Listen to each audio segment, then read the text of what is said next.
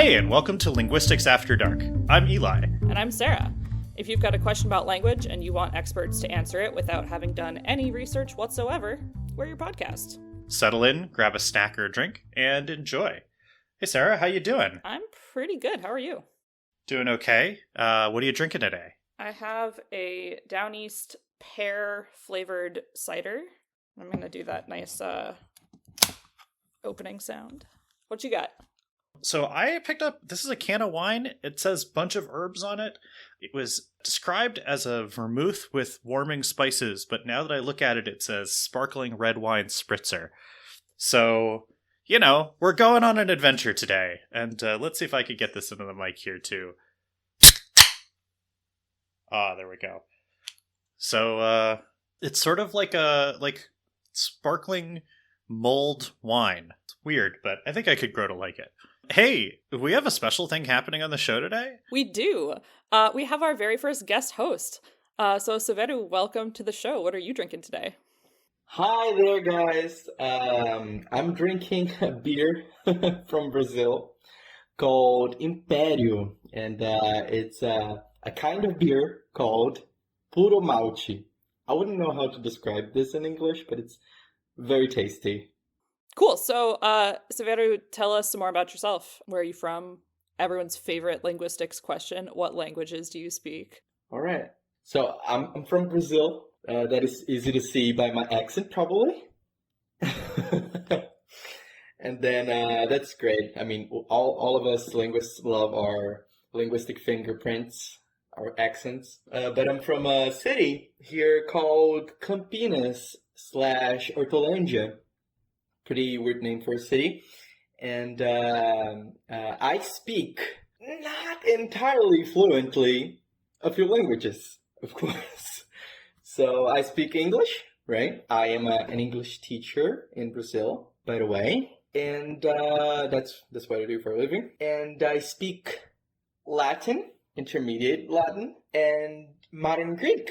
So I've been studying Latin for 5 to 6 years, and Greek for 3 years so far. It's such a great language. What's your native language? My native language is Spanish, as you all know, because I'm from Brazil. No, my native my native language is Brazilian Portuguese. I was like, wow, that's a curveball. Yeah. What? Spanish? Yeah, Brazilian Spanish. Also known as Portuguese. Yeah, also known as Portuguese. You know, some people, it's funny that some linguists argue that the Brazilian should be considered by its name. And I guess in French it is called like la langue brésilienne or something like that. Some linguists prefer to call it brasileiro. This is actually why I asked you, because I was curious if you were going to say Portuguese or Brazilian Portuguese or Brazilian, because I know that that's been a not necessarily relatively recent, but it's something that I think has come up, that there's more and more people who are considering that Brazilian should be recognized as a separate language. Yeah. Before we started recording, I think you guys were talking about your experience. Eli, you said you visited Portugal one time and had trouble following what was going on. Yeah, that's true. So I speak a good bit of Spanish, and when I go to Italy, I will say Italians are really great at being welcoming and helpful, and it's very easy to pick up Italian if you have another Romance language. You know, I can read French mostly because, you know, any English speaker can do pretty well reading French. But I went from Spain into Portugal. We were in Lisbon, and I was like, this will be fine. Like, it's Portuguese. It's hanging out on the Iberian Peninsula. How big of a shift could it be? And nothing. I got nothing. I couldn't speak it. I couldn't understand it. It's the weirdest thing to me. Portuguese sounds Slavic, not Romance language to my ears. Yes. Okay, so wait, do you have this too? Does it sound Slavic to you too? I do, but not all of my fellow linguists or friends would agree with me on this one. Something regarding the hard consonants, the sound of the T or the prosody. I don't know what's happening in there, but they're eating their vowels. European Portuguese, please get our vowels back, okay? Man, this is like different Spanish speaker discourse. You know, there's there's the Castellano versus the Mexicans speak like this, the Panamanians speak like that. This is I love this. Yeah, this is great. I know a lot about the I don't know if hot take is quite the right word, but the opinions people have about the different regional variants of French and Spanish, but I don't hear a lot about people's opinions of Portuguese. You know, I'd argue that there's quite a good argument pro calling Portuguese the Brazilian language. So first, it sounds cool. Second, we got Number one. whole language name. Okay, that's the first one. Second, there's probably that be called in historical linguistics substratum.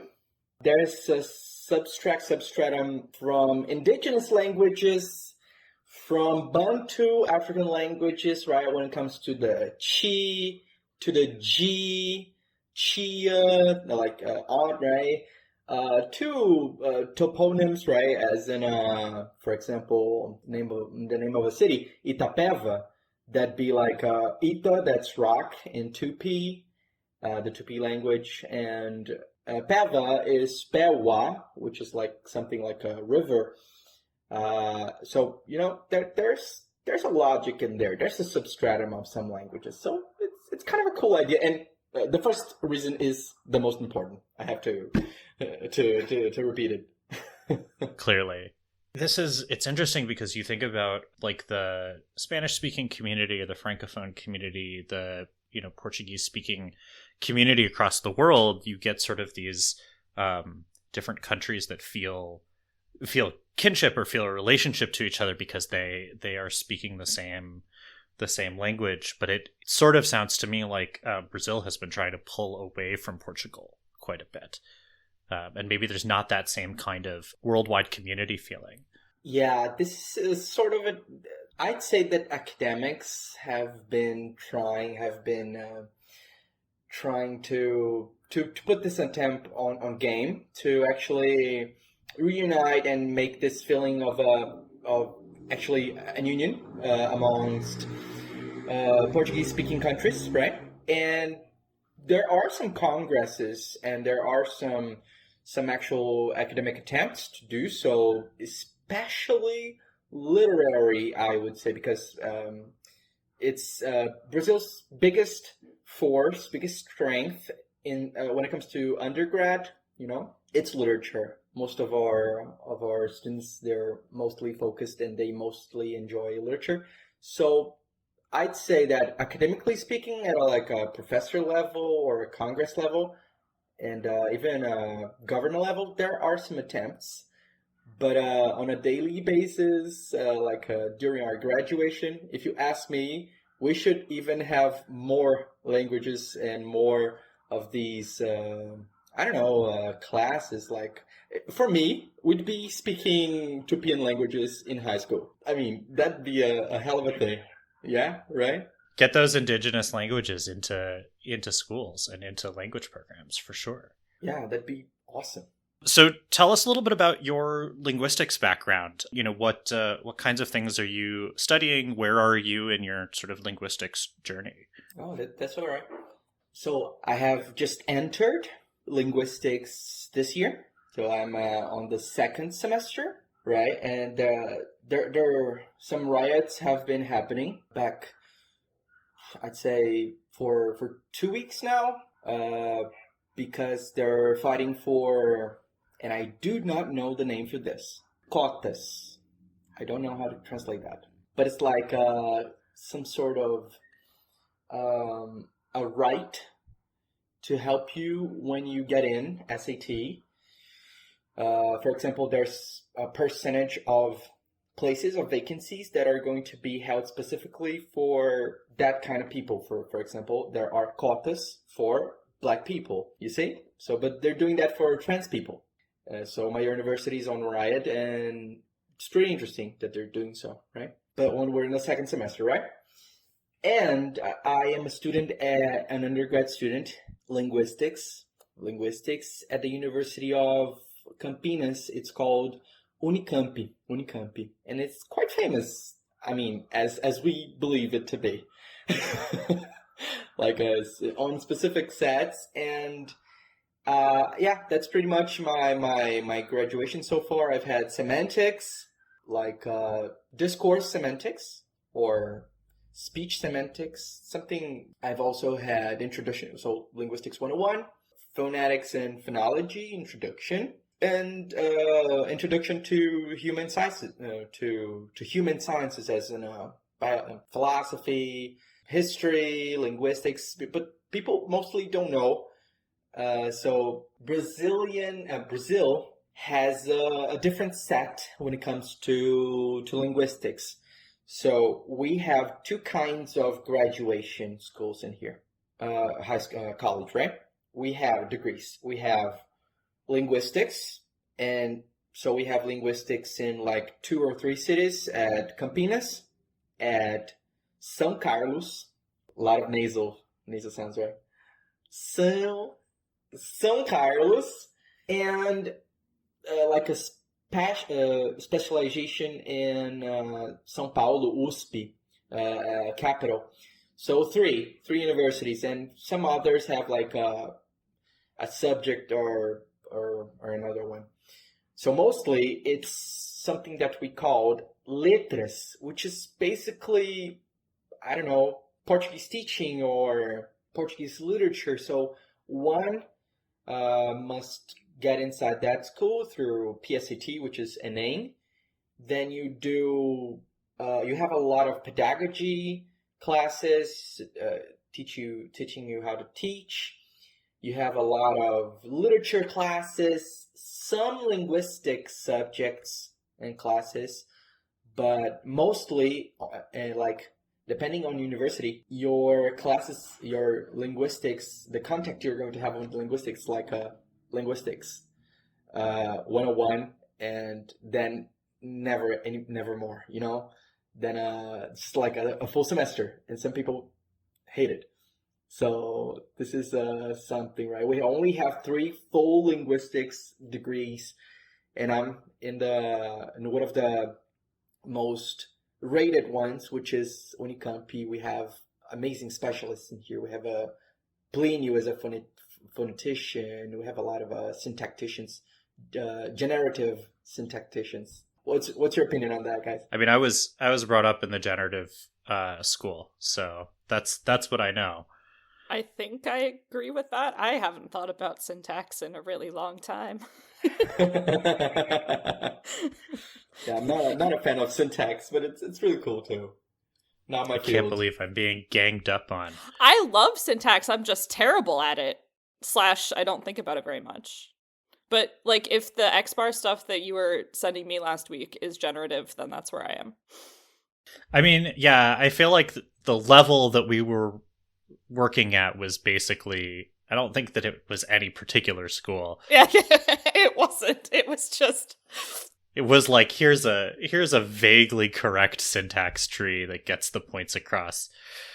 You know, I think at one point, something had moved and left behind. There was a little E or something. And I think I literally wrote like E or T or something in that point in the tree. You might have, but you also had a referent point that was like noun sub I, and then where you moved it from was labeled 1 instead of I, which was a little bit confusing for a minute. I mean, look, it was like, I don't know, it was like 10 at It night. was like 10 at night. That was me a to very... do syntax at 10 at night. I did not ask you to do that. You said, hold up, I gotta go make a syntax tree. Sarah, how dare you come after me? This is the most on-brand exchange I have ever heard. How dare you come after me on this, our own linguistics-related podcast? I can't believe it. To be fair, that is the most significant golden apple, like something to seduce students. I would say that trees. I tell my friends, I'm not a Chomsky linguist yet, but those trees, they're so cool to draw. They're just cool, They right? are Exactly. cool. Yeah, aren't they? I mean, look, the IPA is neat, but like, Come on. So now that we're talking about being a linguistics undergrad and getting into school for linguistics, I know that we have not yet done the language thing of the day, but I am pulling a question from later in the podcast and bringing it up here. It's sneaky question number 0. We got an email from Jeff Tarmy that says, my high school age daughter, who is a junior, has shown curiosity about how languages came to be or the evolution of accent and slang or a number of other linguistics topics. As she starts to look towards college, although we got this last year, so I guess she'd be a senior. There's still time. As she looks toward college, we want to learn more about the study of linguistics. It would be helpful to understand the fundamentals of what a linguistic student studies. I would also like to excite her about cutting-edge research and thinking in the field. Are there resources beyond your podcast that you can recommend to us? And before I let the both of you jump in, let me just say, our podcast is not a resource that will prepare you for well, actually, our podcast might prepare you quite well for being a linguistics undergrad. I don't know if it will tell you anything about the actual field of linguistics, other than that you need to be a giant nerd to go into it. But what do we have? What kinds of things could we give Jeff's daughter as jumping off points to get excited about stuff in the field? When I was in this position as a junior or senior in high school, trying to figure out what I want to do for college, part of what actually got me on the linguistics track in the first place was that back in the good old days of LiveJournal, I found a community, because they had, like, you had your private blog and then you had these community blogs, and I found one that might have straight up been called Linguistics. It's been like 20 years, I don't know. It might still be there. It might still be there. I haven't looked. But I just sat there. I read every post that anybody made. I might have commented on a couple of them, but it was just people being like, I have this weird question about why the Japanese plural of this one word is the way that it is. Does anybody know? And other people being like, I can't figure out why the verb tense of this thing in the syntax tree is where I think it is. Like, help me out. And it just, like, the widest array of things, and I had no idea what was happening. And I just read them all. And I started learning things.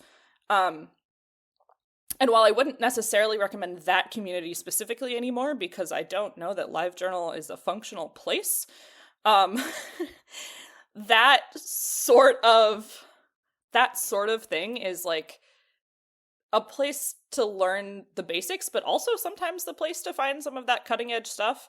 And unfortunately, my other, like, social media recommendation is Twitter, which by the time this episode comes out might also be a place of the past. I don't know.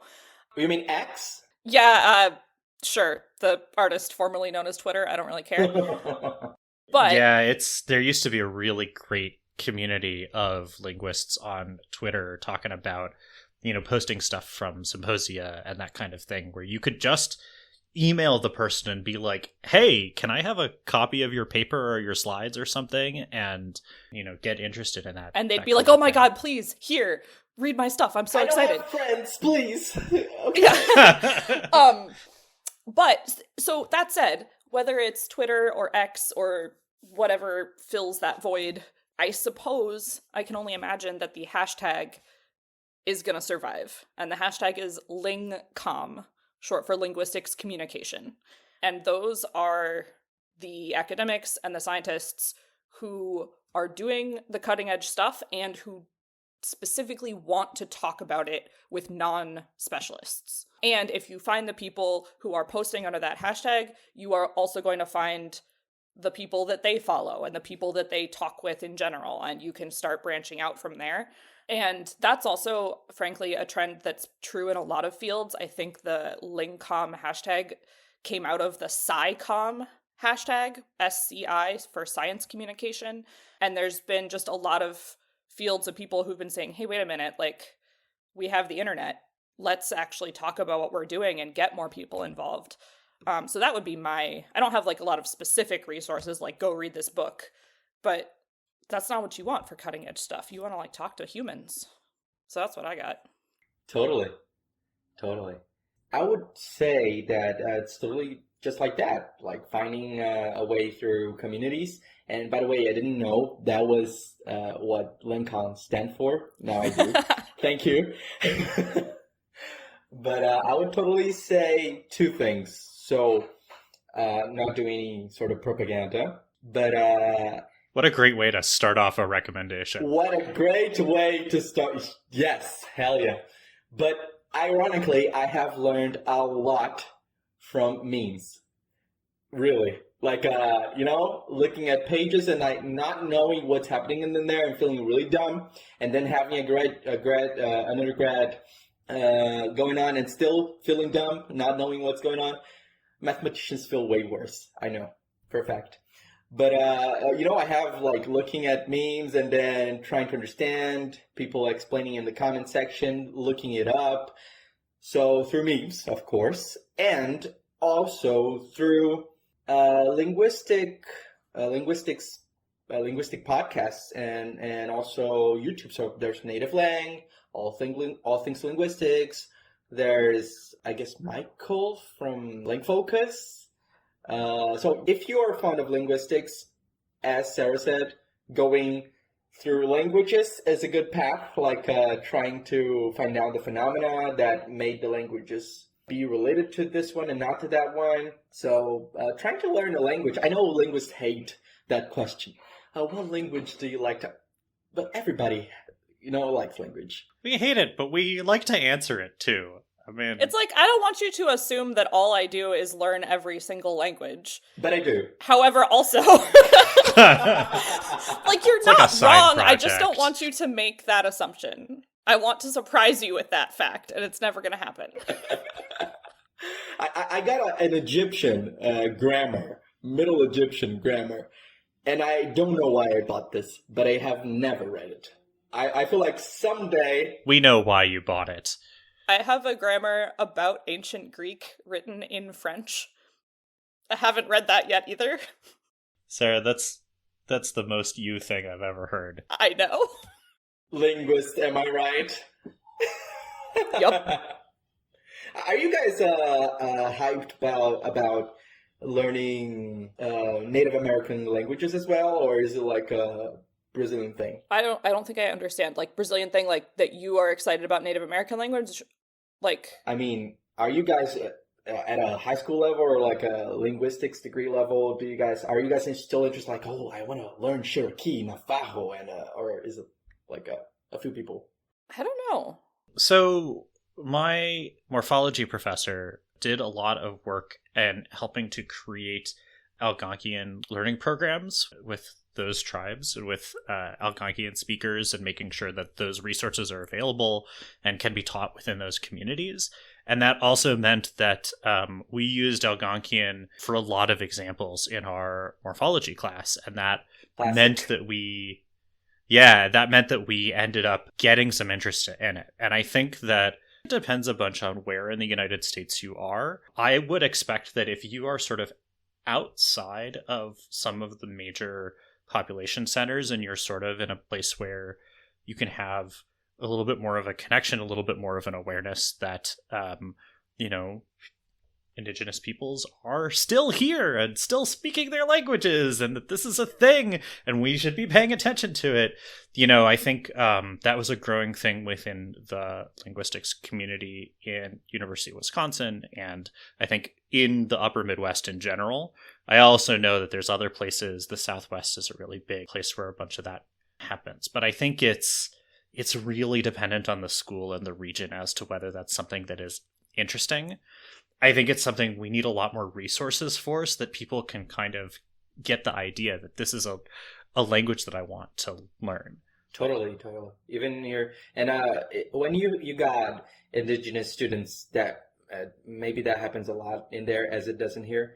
Linguistics kind of attracts Indigenous people, natives. When you do your phonology or phonetics teacher, professor, embarrass the students. I was like, oh my God, you speak an Indigenous language? Come here, please. Speak on the mic. Come on, talk to me. Let me record. Oh, we don't have that. We had a number of people. We had there was a grad student when I was at the UW who spoke Quechua as a native language and did a lot of research into Quechua, that kind of thing. And she would talk about it a lot, but it wasn't. I think it would have been really awkward and weird to like make her give her a spotlight in the class. That's I feel like that's a thing you'd want to arrange beforehand, hopefully. I don't actually know any stats on this, but I get the feeling that the proportion of indigenous people in Brazil is higher than it is in the US. Sadly, still few people, like, quote unquote, but yeah, I guess. Probably much, much more present, though, I think, in a national conversation than in the United States. And definitely more present in the national conversation. And again, like, I'm not personally, like, in touch with any Native people or anyone who, like, lives in a Native community in the US, but what I see on social media and what I hear just in general is just a lot more of people who are like, culturally, I belong to this group, but mostly we just speak English. And that's in no way a universal experience for Native people in the US, but I think I would not be surprised if that's a more common experience in the US than it is in Brazil. I definitely did have professors in college, though, who would find out that someone in the class spoke a language, whatever the language was that had come up in the problem set, and he would be like, would you be willing to read this out loud for us? Because I don't speak German or Turkish or whatever it was. And sometimes they would do it, and sometimes they'd be like, yeah. Sometimes they'd be like, well, sure, yeah, and that's sometimes true. they'd be like, no. No, I want to hear you struggle. Yeah. It's interesting, you talked when we were talking about Brazilian earlier, you sort of talked about that there's a substratum made up of these indigenous languages that makes that situation different. And I think there is none of that in the United States. There's a lot of place names that are from native languages, but none of that really has made its way into people's actual vocabularies. They may as well be semantically empty reference, Yeah, it's not the indigenous American languages that have done that. We have bits and pieces of Spanish and French that have done that. German in a couple of places in the country where you had huge populations of immigrants who spoke these other non-native languages. But most of the North American indigenous languages in the US are either like alive and well but sheltered within their own communities or dying out within their own communities. There's not a lot of like crossover. Yeah, and I mean intentionally so because of colonialism and westward expansion and Manifest Destiny and all other terrible things. What a vibe. What a vibe. I want to get back to the question about undergrad resources. Talking about Lingcom stuff. So I love the YouTube recommendations. There's a bunch of podcasts. The big one that's out there is Lingthusiasm. If you're listening to our podcast and you're not listening to Lingthusiasm, you should also be listening to Lingthusiasm. That's Gretchen McCulloch and Lauren Gahn, and they're going through linguistics concepts for non-specialists. They want to draw people in, and both of them are also very active on social media as people that you can go to and have them point you at stuff that's happening currently. Gretchen has a great newsletter that she puts out that often will talk about sort of papers that she's read that are interesting or that kind of thing. And they also help to popularize the Lingcom hashtag, which I'm sure is alive and well also on Tumblr, on Mastodon, probably on Instagram. Oh, this is the other thing I was going to say. I'm not an Instagram person, but I know that there are shitpost and meme linguistics accounts out on Instagram. Somebody else please jump in here and recommend a few of those. One of them is Lingshits, who sent us a comment that we mentioned during the last episode, and they're delightful. I don't have any of the others by name, but like I'm pretty sure linguistics meme is just like a hashtag that you can look up on Instagram, and there are a dozen excellent accounts. There's also there's Reddit. There's our linguistics memes. Yeah, linguistics humor. Linguistics humor. Yeah, linguistics humor is a good one. And there's a Stack Exchange for linguistics, which is a little more question and answer, but there's some interesting stuff on there just to browse. Yeah, and Stack Exchange is such a more functional question and answer place than Quora or some of the other ones that come up more often when you search up a question. Stack Exchange is great. Yeah, you get people who actually know what they're talking about on Stack Exchange. There are other two ones that are pretty interesting. Etymology memes for reconstructed phonemes. Facebook has way more meme pages. And there's also Grice Maxims. By the way, I haven't read it through. Poor Grice. Such a great book, but I haven't read it through. And there's also that page, Grice Maxims memes or something like that. Yeah. Can I just say that I absolutely love the X memes for Y teens? Yes! Snow clone. Like, there's one of those out there for everything. That's the first time I've heard of that one for linguistics, but I know that there's edgy memes for T14s, which is the law school equivalent of that. I think there's a public transit one out there that's like anti-car memes for public transit teens or whatever it is. There's a classics one that I can't remember, but yeah, it's a meme about memes. It's a snow clone.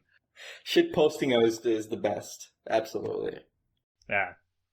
So there's a bunch of recommendations for you, Jeff. I hope that they're helpful to you and helpful to your daughter. And I will reiterate, I think in most places, at least in North America, you don't have to choose a major until your junior year. Try a lot of stuff, and linguistics is the best, but we'll forgive her if she chooses to major in something else.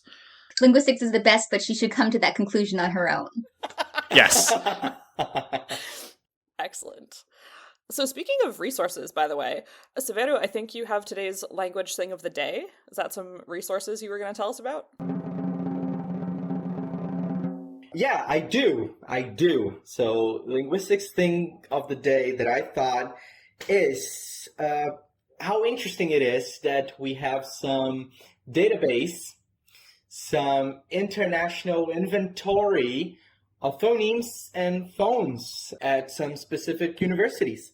So there's one called Foible, right? That's from Max Planck Institute. We got UCLA's from Peter, the great Peter, right? Latafoget? Or yeah, him. That one? Yeah. Yeah, there's that one, UCLA's. Really, really good. So Foible has a phoneme inventory for tons and tons of languages around the world to compare languages. UCLA has a lot of them too, and transcription for lots of languages as well. But these, for UCLA's is specifically dedicated to words, so transcription of words. Foible is for phonemes, and then there's a cross-linguistic map. There's also the one from the Speech Archive that is from the University of George Mason, if I'm not mistaken. And the last one from Edinburgh, which is Sing Speeches. So it's also dynamic sound, something like that. So all of these inventories brought my attention because I want to be a phonetician. And so it got me thinking, right? If you want to do like general linguistics, if you want to do something like social phonetical or comparative social linguistics work like Gregory Guy is doing, it's so useful and so interesting to have like this cross-linguistic, this international inventory that you can access to or insert into the database to help you do this worldwide research, right? To compare languages, to compare them phonetically, and also, if you want to, semantically, syntactically, but mainly phonetic in this case. So as a Latinist, I myself want to do something of this source regarding the Latin language, right? The phonetics of Latin. And something that's my opinion, also related to that and based, is that, well, if you want to do actual research in social linguistics and phonetics, I mean, shouldn't you upload your corpora, your corpus, your linguistics corpus, so that other researchers can access it and try to test your hypothesis, to take the phonemic inventory that you're testing and put it on their database. So this would have a wider, broader experience of open science. And sometimes it doesn't happen that much in Brazil in social linguistic studies. I don't know what's the case for you guys, but I wanted to bring you some useful links to inventories and databases. So I'll put the links into the description of the podcast. Can you give us a little bit of an example of how these might be useful to a linguist who's doing research, or what kinds of things you might use these inventories and databases for? Of course, yeah. So these inventories, forgot to explain further. They kind of the researcher uploads the phonemes and examples, right? So the phonemes, they are the sounds that the speaker understands, psychologically speaking. It's a little bit difficult to explain, right? But for example, in Portuguese, we'd have tio and tio, and they're the same phoneme because it doesn't imply into a difference of meaning. It's the same word, uncle. Now we have one phoneme and two phones, right? Two sounds. We have ch and ti, tio and tio. Also almost Spanish in there.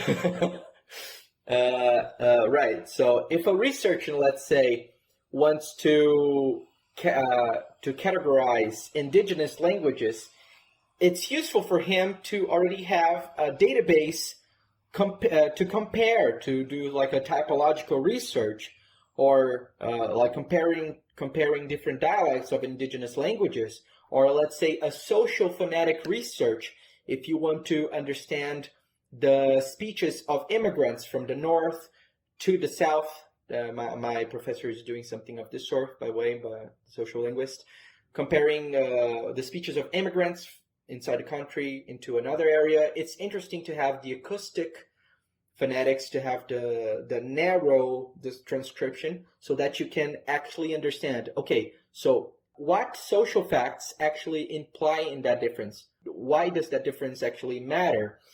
Is this there's a status involved? Is there like a trying to, show that you're part of a group? So this is mostly why it's so important, and comparatively like to world languages as well, comparing different branches as well.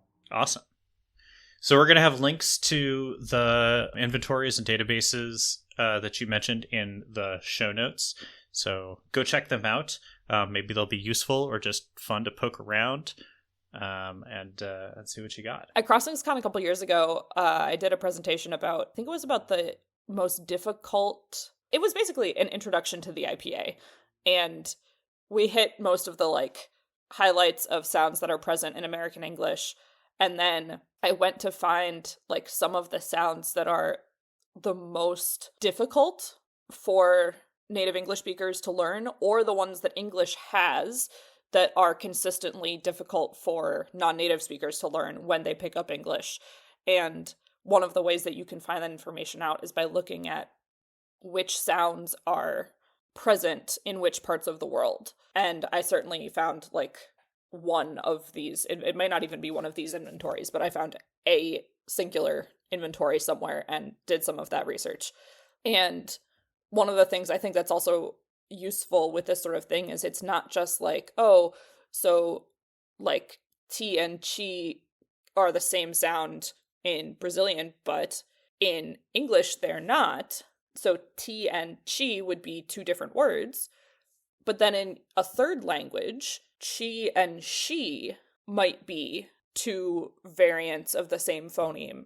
And so you end up with these three languages where ch is a viable sound, and in one language it's a variant of sh, and in one language it's a variant of t, and in one language it's its own thing.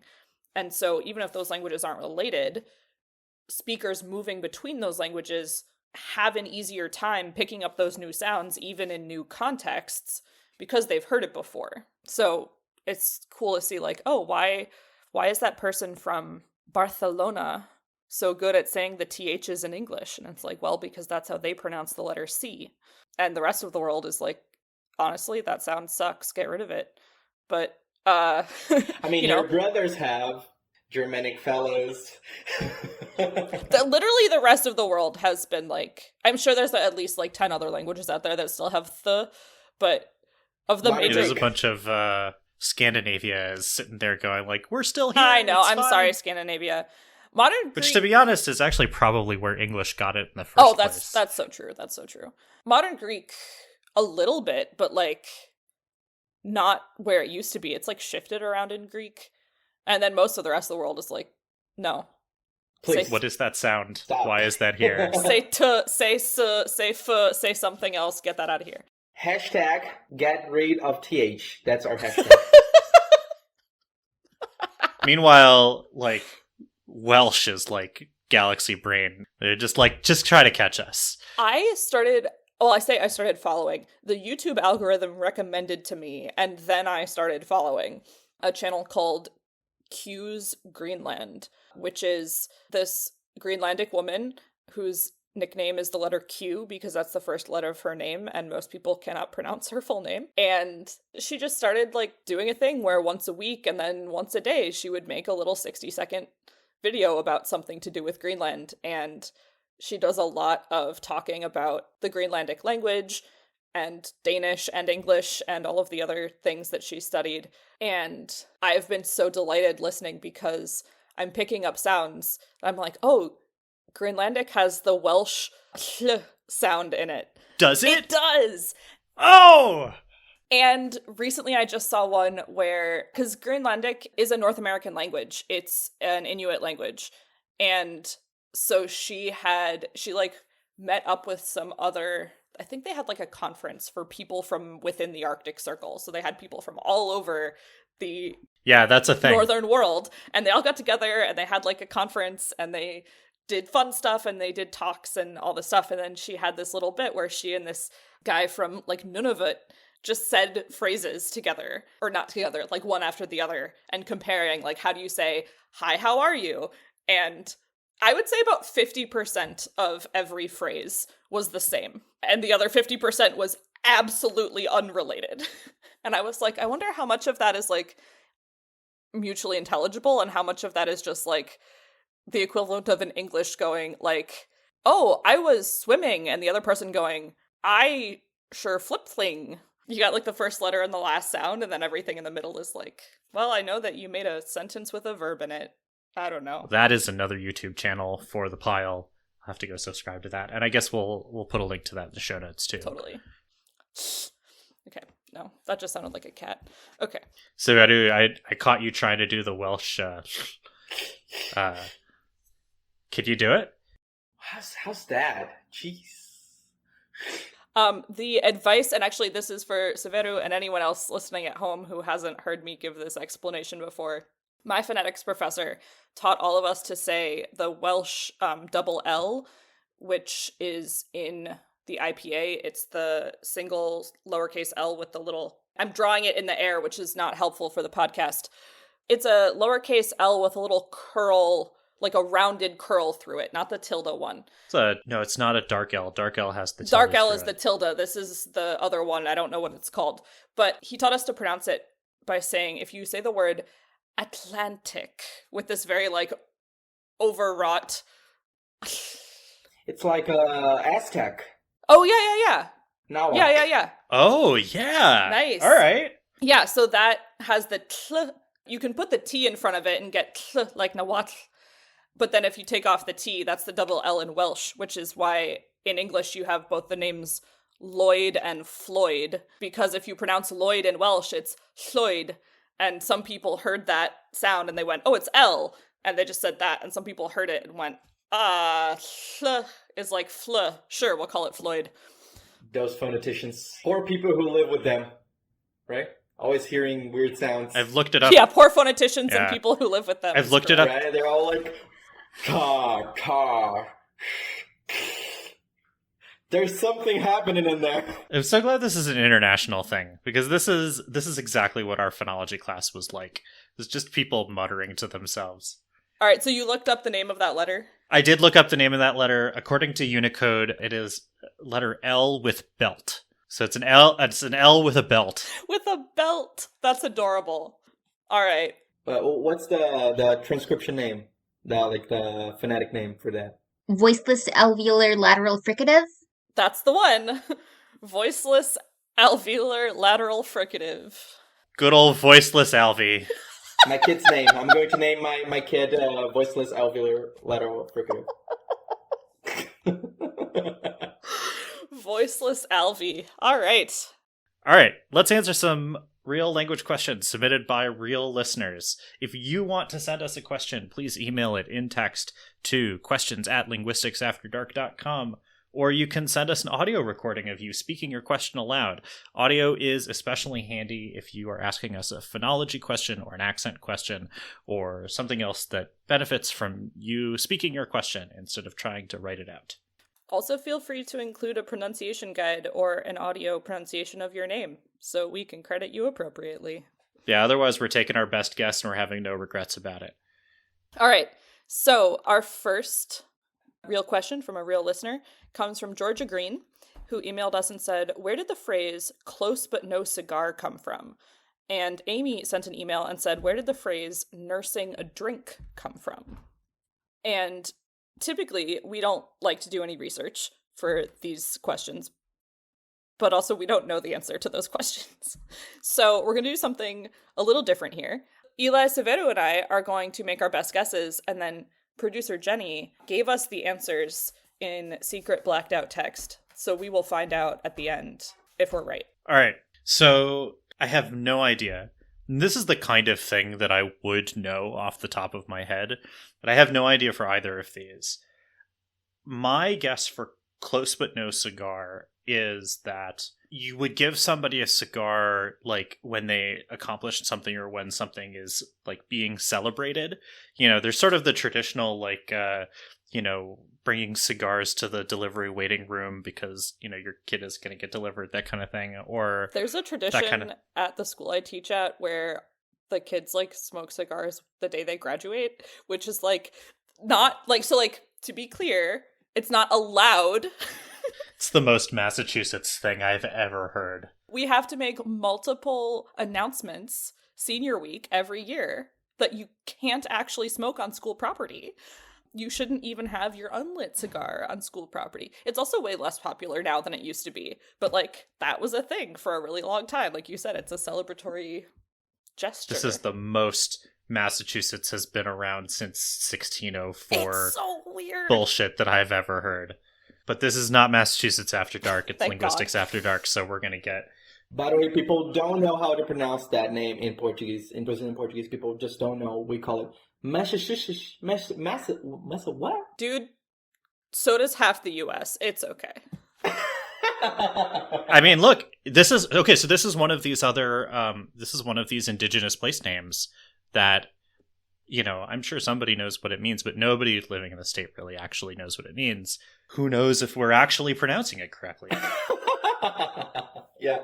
So my guess for close but no cigar is that a cigar is a thing that you would give somebody or enjoy when it's a celebratory thing. And so close but no cigar means, you know, you came close, but you don't get the prize. That's what I was thinking as well.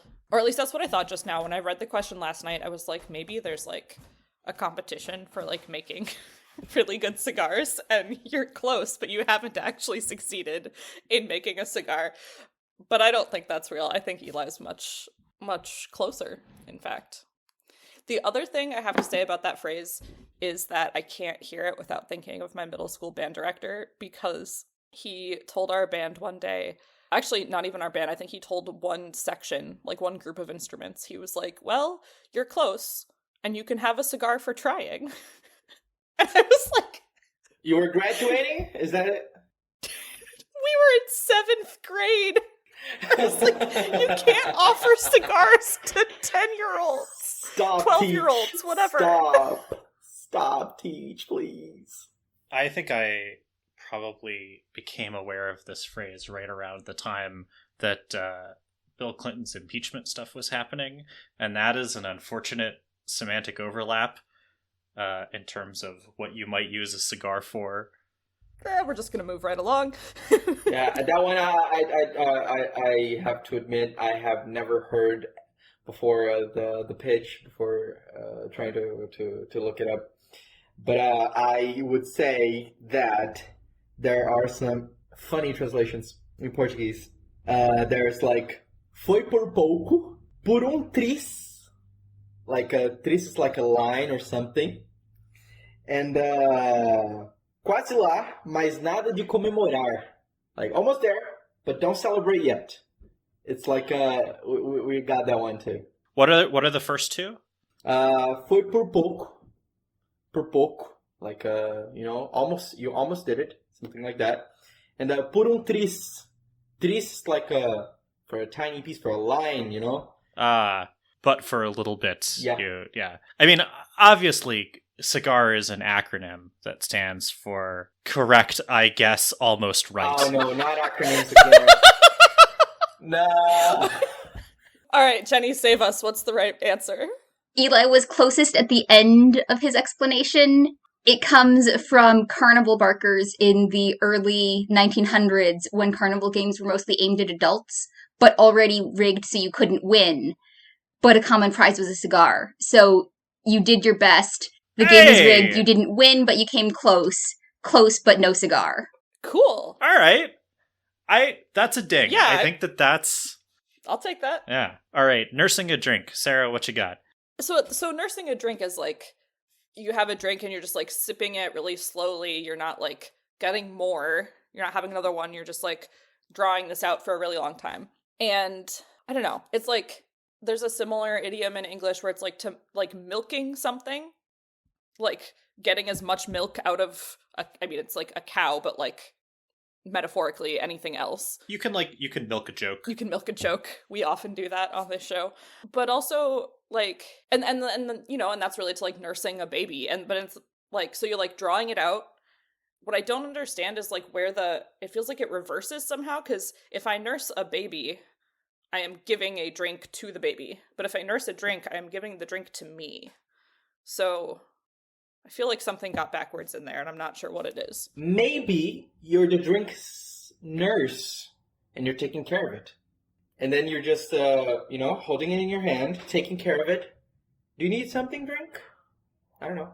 No, that's also viable. Like nursing someone, like taking care of them, just like being there with them for a long time. Yeah. I buy That's, it. I think, where I landed, where it's sort of nursing is like tending to, like you're tending to the drink. And so every once in a while, so it's less about, I think nursing the drink is less about the fact that you're sipping it slowly and more about the fact that you're just kind of like hanging out with the drink, like, you know, holding on to it, almost protecting it, not quite, but like, you know, you're like sitting there with it. You're like, I'm not done. Don't take it away. But also I'm not drinking. Yeah. I mean, I feel like the prototypical nursing a drink is like somebody who's like hanging out at the end of the bar and they just like, they have their couple of fingers of whiskey or something and they're just kind of like, they're often not even drinking it. They're just sort of, it's just kind of there. Is there a Portuguese phrase that is similar to this? There actually is. I almost forgot to say this one. So in Portuguese, we got an expression for when the person is taking too long to drink, and we get nervous when people nurse their drinks. We get a little bit nervous when people nurse their drinks, or like when they do that with food. You know, they start talking and then their food's just there and they forgot to eat. Like, come on, man, what are you, a cop? Like, let's go. Yeah, that's the expression? No. It's a, you know, if you're like acting a little suspicious, or you're like not, you're like asking weird questions, or you're like not doing, somebody might be like, what are you, a cop? Like, yeah, why do you need me to eat that fast? And then yeah, exactly. We tell the person, we say, você tá esperando a bebida fazer aniversário? Você tá esperando a comida fazer aniversário? Did you get that? I got enough of it. Is it like, what are you waiting for it to celebrate its birthday or something? Yeah. Yeah. Or, a bebida já fez aniversário até. It already celebrated its birthday. Oh, I see. Why aren't you eating? It's already turned another year older. That's so funny. I love that. Yeah. That's beautiful. Brazilian language. Love it. All right, Jenny, what is the verdict? So for Close But No Cigar, that one was really easy to find. The origin is like everywhere online. Nursing a Drink I found in a PDF of the second edition of the American Heritage Dictionary of Idioms. And the definition says that it alludes to holding a glass very carefully as one might a child. And also that it dates back to circa 1940, which is either way older or way newer than I expected, I think. That's way more recent than I would have expected. Yeah. I would have expected that to be attested, like, I don't know, back to the 1700s at least. Yeah. Wild. But I think that means Eli's 2 for 2. Yeah, but Yeah. I think you're not far off either. No, Yeah, but both a of you ding were for- surprisingly close. Do we get a cigar? We'll put one in the mail. You old I'm enough to senior. smoke? I'm senior high. Oh, God.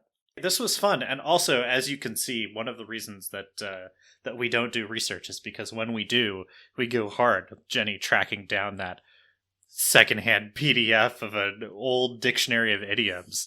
This was pretty fun.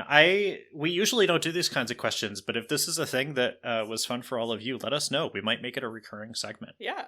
I would also be, obviously, with translation, but I know sometimes some of the things that pop up on those meme accounts on Instagram and places are like, here are some interesting idioms from other languages. I would love to just grab a couple of the ones that pop up and be like, hey, Eli, why did the Greeks say, go to the crows?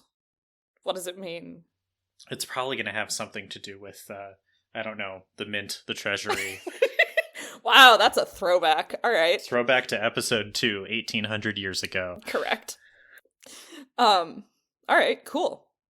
Let's do one more question. This was from actually our editor Luca from before he started working for us. So thank you for sticking with us for so long. So he emailed us and he said, during the 2021 live show, you talked about how vowels are fake. And with that in mind, would you also say that phonemes, as opposed to phones or segments, are or are not fake? Along those lines, what would you say makes one linguistic theory as to how a particular part of language, like maybe syntax, works better than another theory about the same thing? What are the criteria you use to judge those theories? Personally, if you can use some weird Unicode symbols to mean special things in your theory, I always like that. I think that makes it very credible. All the little like virgules and stuff. Like maybe you want a flower or a pointing hand. It's always like 7 or 8 different kinds of brackets. Yeah, you got like angles, you got curlies, you got to have, if there's a subscript, like subscript indexing all over the place, it really makes a theory shine. Is that for syntax specifically, or? Nah, put it everywhere. Okay. I mean, the trees. That's what I'm talking about. The trees, right? They're pretty. Yeah, exactly. Phoneticians, they have IPA. Yeah, and look, if you are semantics, like just take a bunch of letters and turn them over. Yeah. Why stop at E and A? Just let's do an upside down U, do an upside down M. Like, come on. It's not just a W. That's what you would think, but a anyway, semantician would say differently. I don't care if it's a valid theory. I just want it to be pretty when I write it in LaTeX.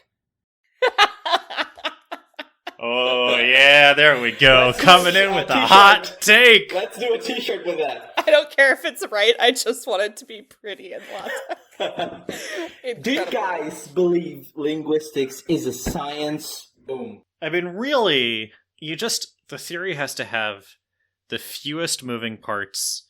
It has to be the most elegant that it can be. because our brains are finely tuned logic machines that have no vestigial features or external parts or things that are, left over and don't quite make sense. You really want your theory to be down to the minimal number of things that you... Minimalism.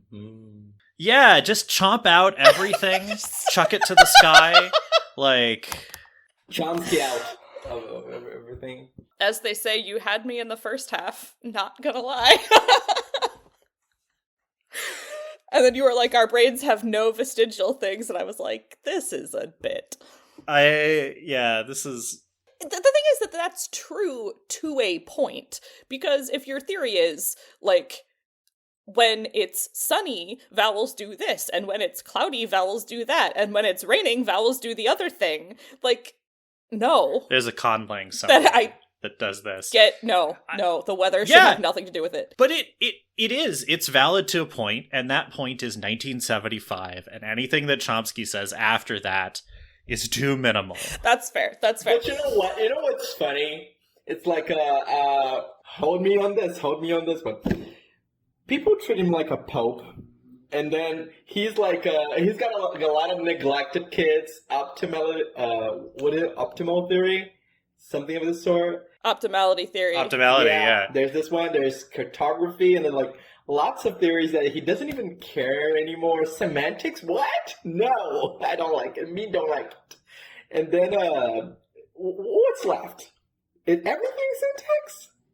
Come on. I mean, when you get down to it. Yeah, but it's really cool. Of course, we have trees. Everyone knows that syntax is the physics of linguistics. Yeah, totally. You're not wrong, but what does that mean? So there's that XKCD, which now we have to put that in the show notes. So there's the XKCD that is, biology is applied chemistry, chemistry is applied physics. I see. Sociology is applied biology. Yeah. Syntax is applied. No, syntax is the bottom. But physics is applied math. That's right. Physics is applied math. I guess syntax is applied semantics, because semantics is semantics is applied math. But I also don't think that semantics can be at the bottom of everything, because it's like it's way higher. So it's way too floaty. All right. Let's get to the actual question. I am not the phonetics person, so phonetics people, phonemes, real or fake, and why? Okay, so actually, he says phonemes as opposed to phones, which Severu talked about earlier, where it's like the phone is the actual specific sound that you utter, and then the phoneme is like what it is underlyingly. So if you say tu or tu, it's the same phoneme, even though the two phones are different. But then Lucas says, what about segments? And I don't remember what a segment Segments are just sounds. They're just phones. Yeah, okay, it's just another word for that. There's suprasegmental, and then there's like prosody. Right. Okay. Gotcha. All right, so vowels are fake. I think also what we have said, and it maybe is actually more relevant here, is we've said that words are fake because it's the morphemes that are meaningful. Well, and more specifically, just that like the level of word is not a useful level. Like morpheme level is useful, and the sort of phrasal level is useful, but words are an orthographic concept. And so I guess then the question is, phones are useful, and like whole utterances are useful, prosody, and then our phonemes real in the middle. And I think they are. Because but you can also take a look at that like a gradient. So if I were to pursue this question, taking the perspective that everything is a gradient, like they're the sonorants and then one must come close to the conclusion that but this is close to a vowel, but it's not a vowel. So what are vowels? And then I think I get why. Yeah, well, no, I mean vowels are also fake. That's true. Yeah, well, and for people, maybe this is your first episode, the reason that we say that vowels are fake is because they're all it's very easy to sort of wander around in the vowel space and not really, change one vowel into another or sort of be halfway between. We usually say that as opposed to consonants, where like you can't get halfway in between two like manners of articulation. I think part of but... it too is that, like, even among ourselves, we mix up our two kind of maxims. I hate to use that word here. We mix up our two sort of like mottos, one being that words are fake and the other being that all vowels are the same vowel. Because I do think that vowels, and Severo is right, there's the glides, there's the bits that are semi-vowels. There are bits that, there are consonants that have vowel-like qualities. But there's also a very clear difference between what is a vowel and what is a consonant, and then there's like 3 or 4 muddy sounds in the middle. But you're never going to convince me that like ah and d are related sounds. But they are. I mean... Okay, convince me. You're using your mouth. I rest my case. I mean, you gotta admit, the man has a point. He does. That's very true. I would point out on the, like, we might be mixing up our mottos here. We have definitely said vowels are all the same and also fake. That is a thing we have said repeatedly. That's fair. I'm not saying necessarily mixing up, like getting them wrong, but just that we do start to shove them together.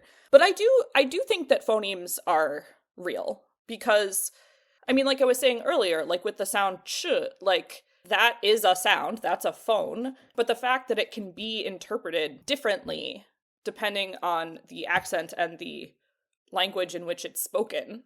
There's a moment that happens in phonology class when you start to learn about segments versus phonemes, allophones of phonemes, that kind of thing, where you realize that the actual sounds coming out of your mouth are not the same as the sounds that you think you're saying, where you realize that your mental model is phonemic and your production is phonetic, and that they are different. I think for me, that was an enlightenment bit to say there is definitely a deep structure and a surface structure of some kind. And I think that they must be real in some way, because, I mean, if the two of you have never experienced that, please tell me now, but most of the people that I have talked with who understand this have had a similar realization where it wasn't apparent to them before thinking about it, that like examining it. Oh, 100%. And then they've discovered that. So there is something real there. Yeah. Actually, that relates to my favorite example of my professor finding a native speaker of a language and being like, hey, will you come demonstrate this thing for us? Which I will say, a friend of mine, he basically said, who here speaks Spanish? A whole ton of people had their hands up. He was like, who's willing to come say a word into the microphone? And he picked a kid who raised their hand. That's very humane of him. It was great. But he was talking about, with stop consonants, specifically in this case, he was talking about B and P, and how we generally treat them as being voiced or voiceless, but it's a gradient, like Severo was saying, and generally there's actually 3 major points along the gradient, which is there's voiceless and aspirated. So p, there's truly voiceless, and there's truly voiced. And the fact is that in English, if the stop sound is at the onset of a word, we use the voiceless and the aspirated version. But if it's within a syllable, we use the truly voiced and the truly voiceless version, and we get rid of the aspirated version. And that in Spanish, they never use the aspirated versions. And so he actually had this student come up and he said into a microphone, into a waveform producer that would show you like exactly what the sound waves were like coming out of your mouth. And he said, okay, he was like, all right, in English, when you play that game, that sport with the ball and the bat and the running around the 4 squares on the ground, what are those 4 squares called? And the guy says, bases. He's like, great. Says, and you take lots of steps going back and forth. There's a word that rhymes with bases. What's that? He says, paces. He was like, great. So that's B and P, right? He says, now in Spanish, what's the Mexican currency? He says, pesos. And then how you say kisses in Spanish? He says, besos. And when you look at it, the B of English bases, like baseball, and the P of pesos, like money, are exactly the same sound. And the P of paces in English, like going back and forth, and the B of besos, like kisses, are utterly distinct from any of the others. And it was the most incredible thing because he literally had it live on the projector showing the sound waves that came out of this kid's mouth. And he and the rest of us looked at the screen and went, "What? Absolutely not. Fake. Get it out of here." He was like, "It's not fake." And then our homework for like a week was just like pronouncing words. And like you can see the same thing even in English, where if you say a thing that you boil water in, right, is a pot. But if you have freckles, you have spots. You could see the difference. You can see the difference. If you take the S off of spot, it does not sound like pot. It sounds like bot, as in robot. It's wild. It's so fun. And to that, I'm like, yeah, phonemes have to be real, because I have never heard someone say, "I'm not a bot," and gone, "You're not a cooking utensil? Or you're not a cooking implement?" And I've also never heard someone say, "Oh, I have a spot on my face," and gone, SBOT? Like, what? It's so interesting. If we are to be very, like, I don't know, nuts and philosophical, one could say, like, the whole field of linguistics or mathematics or anything does not exist. It's a matter of paradigm, right? Like, oh, I've decided that this is going to be called a phoneme. Then it is. Like, and splitting the vowels into different spaces, but they're like gradient as well. I didn't know consonants were also in a gradient. That's really cool. I'm going to study more about that. Specifically with aspiration. And so, I mean, like Eli was saying earlier, the place and manner of articulation, you can't be like, oh, this is like sort of a B and sort of a G. It's like, no, it's just one of them. But yeah, with the aspiration and the voicing. And then there's like a debate going on in some of the South Asian languages about whether you can have an aspirated voiced sound, because the model that my teacher was using was that if you start the voicing at the same moment that you start the articulation, you get the word in bot or baseball or pesos, like money. And if you start the pronunciation before the voicing, you get the aspiration, so you get paces. And if you start the voicing before the articulation, and you have besos, and you like, it's almost like you say besos, which also you can see in like modern Greek spelling when you have like new delta to get d instead of t or whatever. I'm sorry, new tau, because delta Brazilian is now indigenous and Brazilian indigenous languages have mb. Yeah. But then there are parts of the South Asian languages which get romanized as like BH, and we treat TH and PH as like audibly aspirated. And the older system was that aspiration, then voiceless, then voiced. But then actual users of these languages are saying, no, what I would say p as an aspirated, I also say b as an aspirated B. And like, I don't know that I'm making that sound right because I don't speak those languages, but those users of those languages are really making the case that they have an aspirated voiced sound. And then... And they do? Well, I don't know. That's like one of the things is that people are saying they do. But then if they're not linguists, and if they haven't had that aha moment of what I think the sound is and what the sound actually is might not be real or might not agree, then we don't know. And I haven't like looked further into that, but... If I'm not mistaken, the Sanskrit grammar also implies that there's a voiced aspiration in there. Yeah. Which would make sense given that area of the world. Yeah, there's also, so if you have this model of it depends on whether the voicing starts for the articulation at the same point as the articulation or after the articulation, there's sort of no room for how long it is before or after those things, except for whatever your sort of human perception is going to be. But I remember learning that there's some evidence that Korean makes a distinction between an aspirated, so we'll just call them P, although a voiced P is B, right? That there's a distinction between, I think, an aspirated P, a voiceless P, and something in between the two of those, which I've seen. This is, by the way, this is years ago, so there's a possibility that this has been dealt with. This is not cutting edge linguistics, but I've seen it marked as a P with an asterisk. And so there's Agrammatical. the model. I hope, I mean, it's not. There's people recognize Korean speakers can tell the difference. They've done studies on it, but it means that there's not this sort of like before, on, or after. There's some sort of time difference also about how far before, how far after. We'll try to find some of those studies and throw them in the show notes. All right, let's move on to puzzlers. Eli, can you remind us what our puzzler was last month? Yeah, absolutely. So last time we had a riddle. The puzzler was change one letter each in the names of two rival NFL teams to find synonyms of the name of a third NFL team. Which teams and words are these? So NFL is National Football League, and that's American football, not Brazilian football. Football. Yeah, football. All right. It's my Spanish speaking through. So we've had a bit to think about this. Did anybody come close to an answer here? I feel like one of them has to be the Browns or the Ravens, only because I haven't solved it, but my husband and I worked on this for several days and then forgot.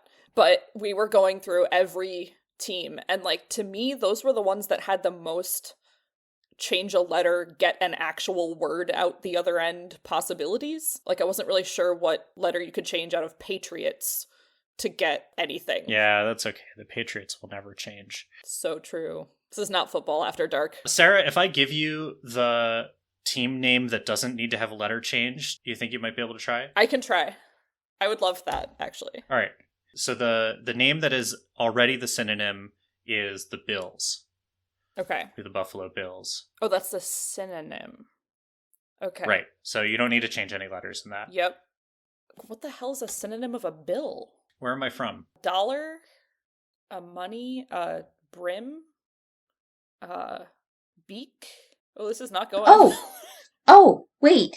Beak. Bear? Okay. And then... Who's the Bears' rival? I have no Pay idea. attention to that division. Oh my gosh, you East Coasters. Dude, I don't... I'm pay from attention- California. I just don't pay attention to football. Right, I pay attention Okay, to that's the fair. Browns division because they happen to me. Packers. Okay. So, Bears and the Packers. Okay. Famous NFL rivalry. That's true now that you say that. Perhaps the most known NFL rivalry.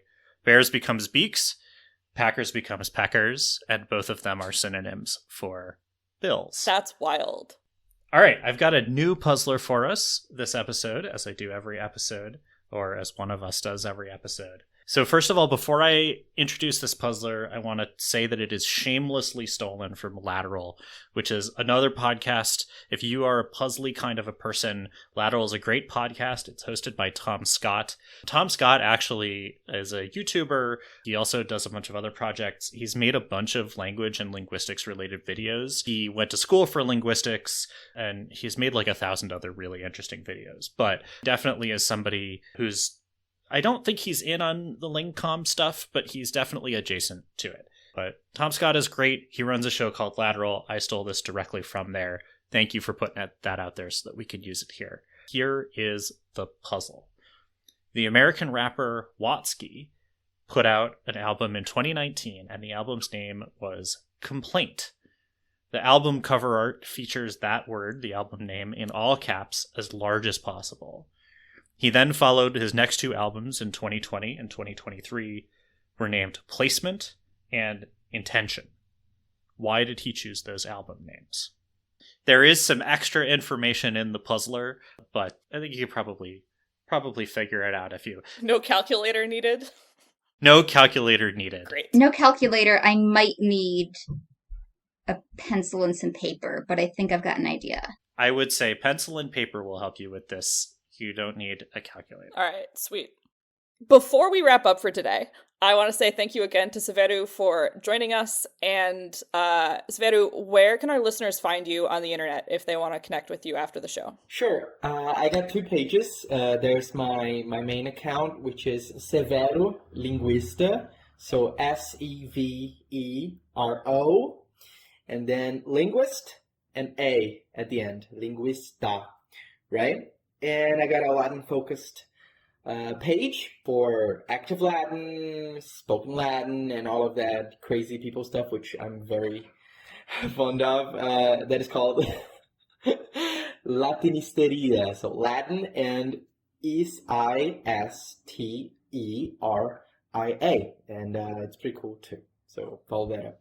Thank you so much. Those are both on Instagram? Yeah, they're both on Instagram, and in the future I might release more reels and more videos talking in Latin, speaking in Latin to that page too. Awesome. It was awesome to have you on the show. Thank you so much for hanging out with us. Absolutely. So for that kid, please be a linguist, okay? We have so few of us. We're dying out, okay? We're getting extinct. Please become a phonologist, a phonetician. We need those, okay? And I'd also like to thank you a lot, right, for the space you have given me to talk. I hope we can talk more in the future about Latin or other things.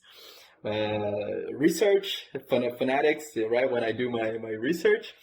And it was an immense pleasure to finally meet you guys and to talk more to you. A fan, right? And honestly, we connected with Severo because he sent us a message and said, you guys are really cool, we should collaborate on something.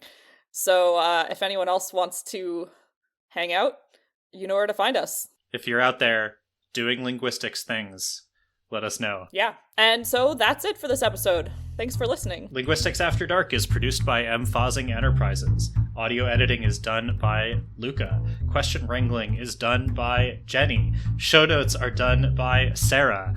I just sit here and look pretty. Transcriptions are a team effort. Our music is Covert Affair by Kevin MacLeod. Our guest host this week was Severo, and our show is entirely listener supported. You can help us by visiting patreon.com/mfozing, EMFOZZING, and by telling your friends about us. Ratings on iTunes, Spotify, wherever you get your podcasts. We love them. And comments, messages. We love that too. Every episode we thank patrons and reviewers, and today we want to say thanks to these awesome patrons: Elijah, Inga, Dash, Jason, Dre, and Vex. Thank you so much.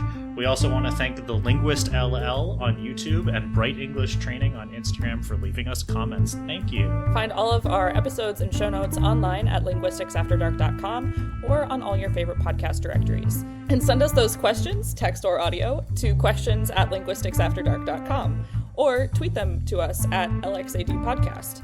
You can also follow us on Facebook, Instagram, YouTube, and eventually probably whatever replaces Twitter at LXAD Podcast. And until next time, if you weren't consciously aware of your tongue in your mouth, now you are.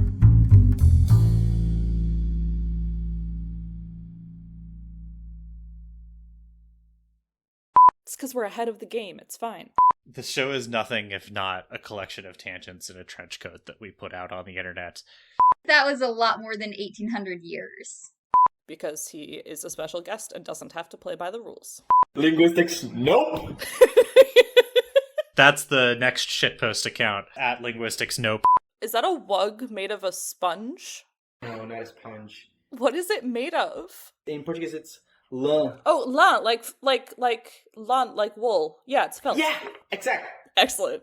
I was just hearing to the episodes and laughing and thinking, man, how much would I like to be friends with those people and talking with them in real life. I mean, it's so, you can see the chemistry of the friendship and the fun of it. It's so cool.